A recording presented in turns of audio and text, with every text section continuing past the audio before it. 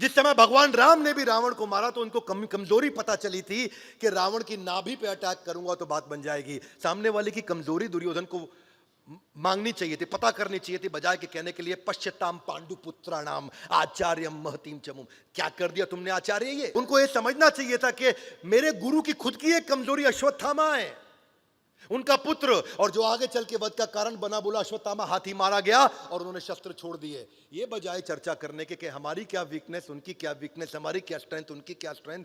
लड़ाई से पहले वो उस समय द्रोणाचार्य को तंग करने में लगे, उनको धमका रहे हैं, एक प्रकार से सॉफ्ट तरीके से धमका रहे हैं उनको। भीम ने जरासंध का वध कैसे किया? जब कृष्ण ने उनको कमजोरी बताई, तीलियों को तोड़ के एक को यहां फेंका और एक को यहां फेंका, और तभी जरासंध को उससे पहले भी 3 बार फाड़ा था भीमसेन ने, जिसके पास 10,000 हाथियों का बल है। ये जरासंध वही है जिसने 95 राजाओं को कैद कर रखा था, और 95 राजाओं के बाद 5 और राजा को कैद करके उनकी हत्या करके वो देवताओं को प्रसन्न करना चाहता था उस यज्ञ में, ताकि आगे चल के कृष्ण का भी वध कर सके।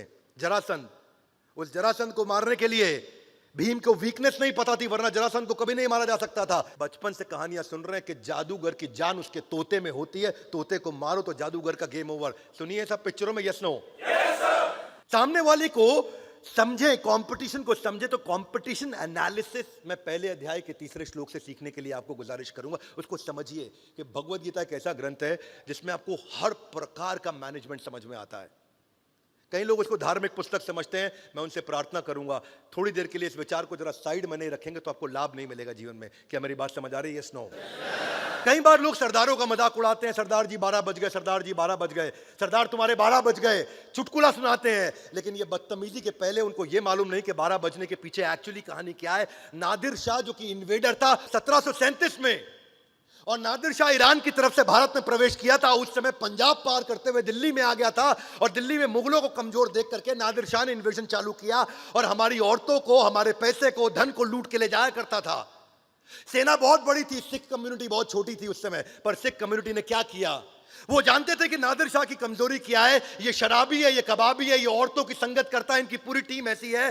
तो रात को, मध्य रात्रि के अंदर सारे सिख छोटी सी अपनी टीम बना करके गोरिल्ला वॉरफेयर के द्वारा नादिर शाह की टीम को रोज रात को उखाड़ते थे, रोज रात को उनको ठोकते थे, अपनी औरतों को बचा के लेके आते थे। पूरे भारतवर्ष को धन्यवाद करना चाहिए सिख कौम को, केवल इस बात के लिए कि उन्होंने हमारी संस्कृति और हमारे परिवारों को बचाया, बजाय के चुटकुला सुनाने के।